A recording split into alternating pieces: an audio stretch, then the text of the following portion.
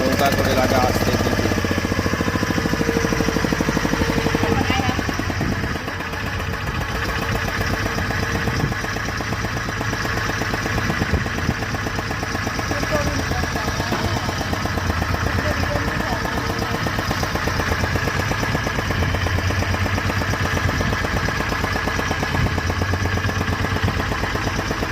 নির্জল দ্বীপ, মানুষ খুব কম বসবাস করে এখানে, নেই বললেই চলে।